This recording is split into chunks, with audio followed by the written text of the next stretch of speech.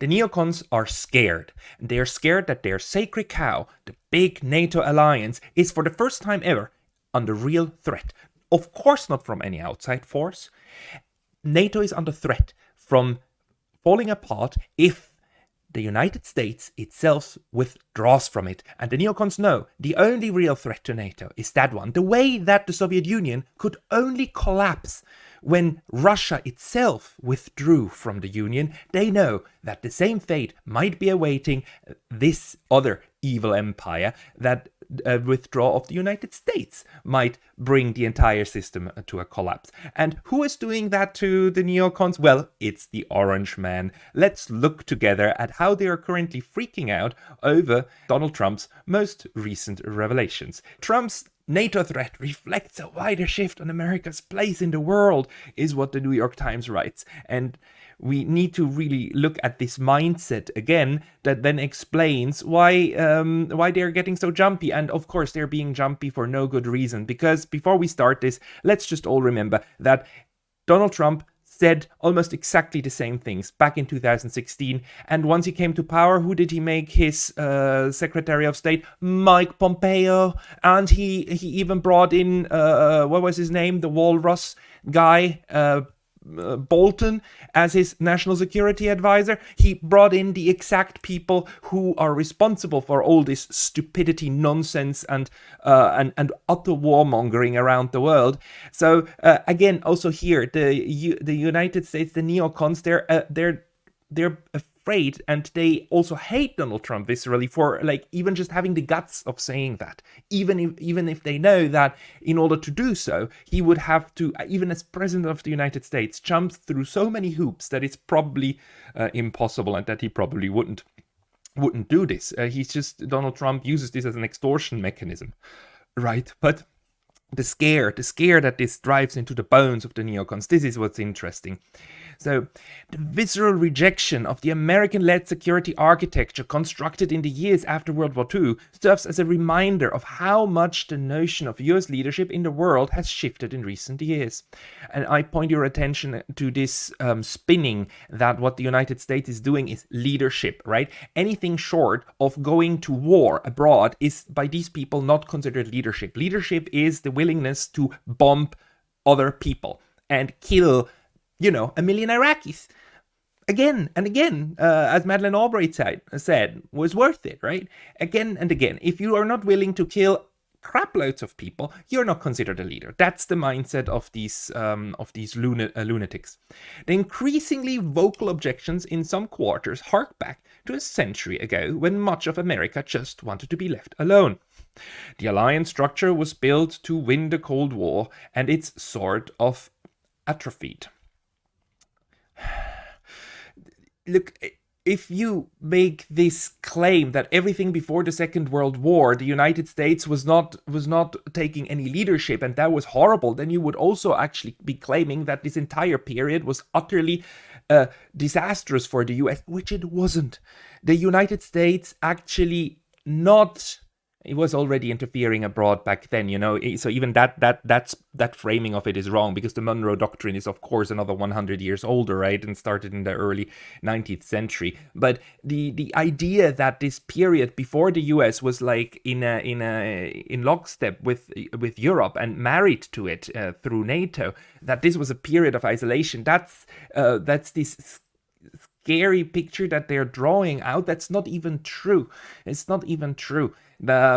Apart from the fact that there were good arguments to actually insulate the United States from European madness, and I will show you the arguments for that in just a second. But so this is the scary picture that they're drawing out over here, that the US could be going back to pre-Second World War, what they call isolationism, which is actually a term that's utterly misguided. Historic tensions between go-it-alone nationalism and broad coalition internationalism has played out in stark form in the last week.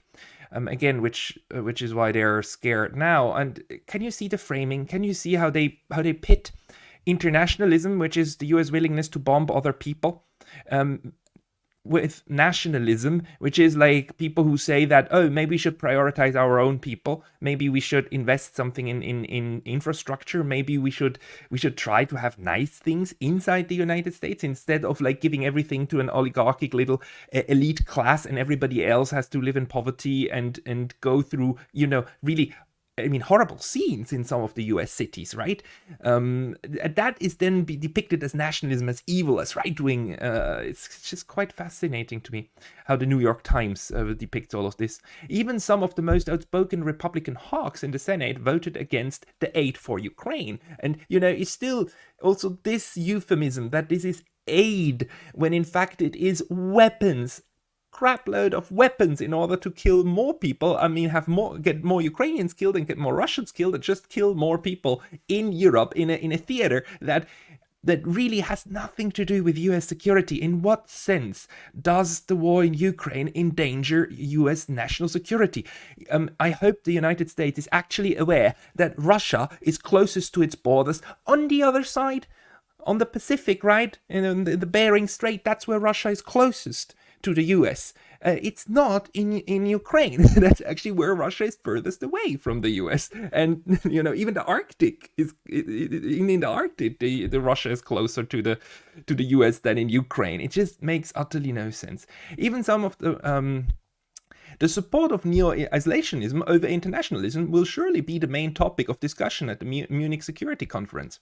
Again, the framing, isolationism, and I swear to God, back in the 1940s and 30s, the people whom they are referring to, none of these people considered themselves isolationists, who argued that the United States should not get involved in the Second World War, and the ones who had argued that it shouldn't get involved in the First World War either. Those people were called neutralists. They wanted the United States to remain neutral, which it then didn't, because Japan bumped it out of its neutrality. The United States didn't have isolationists acts on its books back in the 1930s and 40s. It has had neutrality acts that made the US, that obliged the US president and so on to remain neutral toward foreign conflicts. And that is something that dramatically changed. And even 80 years after the fact, the Neocons still are very bitter about the fact that there were a couple of years when people were able to constrain the US from actually going abroad. They're still bitter about it, and they're still bad-mouthing them. And they've invented this new term. Isolationism is a term that was made up post facto in order to describe a policy that served the United States for 150 years. We know from history that when we don't stand up to these dictators, they keep going. And the consequences of that would be severe for US national security, for our NATO allies, for others around the world. Oh my God, if the United States doesn't bomb foreign populations, then everybody around the world is just suddenly going to freak out and gonna beg the United States to start bombing them again. Please, the US allied in the Second World War with Joseph Stalin, and you're telling me that man was not a dictator? The United States, allies itself with every dictator out there as long as they do what the United States wants them to do, right? I mean, Saudi Arabia is not exactly a sprawling democracy and a beacon of human rights, right? Neither is Egypt, neither is Turkey. Come on, all of these US allies, the US doesn't care about democracies. Obviously not. I mean, you would have to be blind to believe that it is democracy and so on that is guiding US foreign policy interests. Like, utterly blind. And still, this keeps going on, and the scared that Trump with this threat, that he might not support NATO anymore, and that he might even take NATO, the US out of NATO. That one really gets to the core of their fears. Every president since the end of the Cold War has come to office promising a greater focus at home, after what they portrayed as too much attention abroad, although most found it hard to live up to it. And then the article gives an example of Bill Clinton and Barack Obama. But none of those recent presidents, however, has been as hostile to alliances and international accords as Mr. Trump, who not only threatened to exit NATO, but also tried unilaterally to withdraw troops from Germany and South Korea. No way! Really? Like, A world without troops in Germany and a world without troops in South Korea would mean the end of the United States.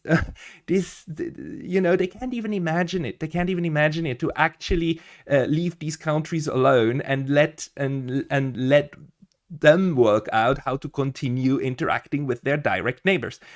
Mr. Trump's America First slogan mirrors that used by isolationists before World War II, a group later discredited as too sympathetic or too naive about Adolf Hitler's Nazis. This is about the only thing that they still have going for themselves, as it, if you have no other idea of how to justify NATO, just use Hitler again. The guy has been dead for 75 years, or how much it has been by now. But let's just go back again to that point and just say, like, it was right to join the Second World War because Hitler. Therefore, everything else that follows, and NATO and bombing foreign populations in the Middle East, is also justified, which is utterly ridiculous. And I would just like to remind everybody that the United States didn't go to war with Germany because that they elected to do so. They were attacked by Japan. And then Hitler did something very irrational, which is he declared war on the United States. Not, which I still don't understand to this day why Hitler did that. But the United States did not go to war in order to stop the Holocaust. The United States went to war with Germany because Japan attacked them. Okay, this is just it's a kind of a really distorted view of what history teaches. If history teaches anything, then that the First World War should not have ended in a horrible agreement that humiliated Germany to the point where somebody like Hitler could come to power in Germany and then continue basically what tragedy had already started in the First World War. Over the last 20 years, national security leaders stopped talking about the benefit of own and only talked about the costs, she said. And yet NATO has followed an American national security agenda. These people also recognize that the NATO is, of course, the main tool of US imperial strategy around the world, military imperial strategy. There's other tools in the toolbox. And what they hate is that Trump threatens to discard this tool. And they have to cushion their words, right? Cushion them very much because they don't want to talk about the toolbox.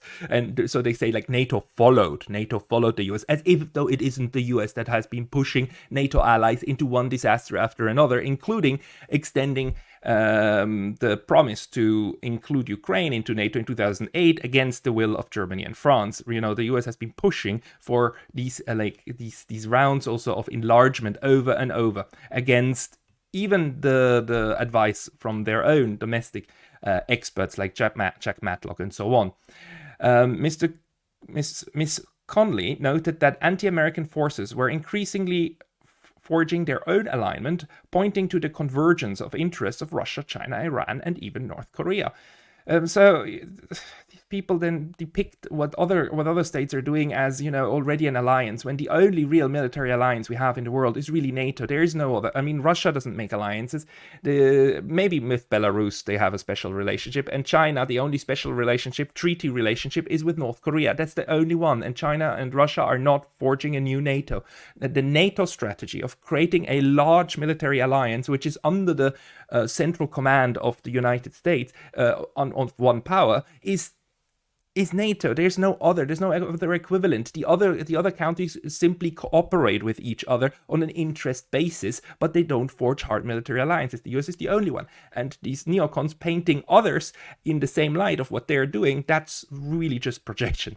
This is exactly when we need a global alliance architecture, she said. It's our comparative advantage. It's our strength. It is the only way we are going to be victorious. Victorious with what? What do you want to win? I mean, the United States is already the richest country on earth. It's the most powerful country on earth. The only enemies you have is the enemies you make in the Middle East and in Europe. What do you want to win? What more can you win than the Cold War and unipolarity and so on? And you still manage to alienate others so far that they try to break with the order that you create, because that order is not beneficial to a large swath of people, right? So what more can you win? This is a crazy idea of domination that these neocons are having. And just to let you know, They're just as anxious as they are about what's gonna then be happening in Munich and with the Donald Trump. Somebody who would really very strongly oppose their narrative. That's Mr. George Washington. Yes, George Washington would be a Trump supporter. I mean, George Washington would be derided as a MAGA supporter for something he said in his farewell speech in 1796. His farewell address was thoroughly MAGA to the extreme. I just want to read this passage, and this is the passage that then defined US foreign policy for 150 years, together with the Monroe Doctrine. And I'm not saying that US neutrality was ever peaceful. It wasn't. But it was a policy that defined the US for 150 years. Let's just read what he said. George Washington. 1796. Europe has a set of primary interests which to us have none or a very remote relation. Hence, she must be engaged in frequent controversies, the causes of which are essentially foreign to our concerns. Hence, therefore, it must be unwise in us to implicate ourselves by artificial ties in the ordinary vicissitudes of her politics or the ordinary combinations and collisions of her friendships or enmities. Our detached and distant situation invites and enables us to pursue a different course. Wow, is he an isolationist? What an isolationist! What a horrible misreader of international relations, right? But George Washington continues, why forego the advantages of so peculiar a situation? Why quit our own to stand upon foreign ground? Why, by interweaving our destiny with that of any part of Europe, entangle our peace and prosperity in the toils of European ambitions, rivalship, interest, humor, or caprice? A man who really understood how to put the interest of Americans first for America, right? After deliberate examination, with the aid of the best lights I could obtain, I was well satisfied that our country, under all the circumstances of the case, had a right to take, and was bound in duty and interest to take, a neutral position. Having taken it, I determined, as far as should depend upon me, to maintain it with moderation, perseverance, and firmness. The duty of holding a neutral conduct may be inferred, without anything more, from the obligation which justice and humanity impose on every nation, in case in which it is free to act, to maintain inviolate the relations of peace and amity toward other nations. Things went very differently, but George Washington was a man who understood that entangling yourself into European affairs is not something that is to the benefit of the US and shouldn't be done. Of course, 200 years later, everything looks different, and history took a completely different course. But let me just tell you that the kind of vision that Donald Trump is laying out is not one of making things horrible for US citizens. It is one where the US is not engaged in wars all around the world, and that would be a good thing, even if I'm personally not a fan of Donald Trump, and even I don't think he could do it. I don't think he would do it. This is again a 2016 moment, and we just see the same tropes being repeated over and again. But a moment in world history where we actually get to sit together and, by ways of discussion, make decisions of how to solve the big conflicts and not bomb everybody just out of existence who doesn't agree with our visions. That would be a future that I would welcome.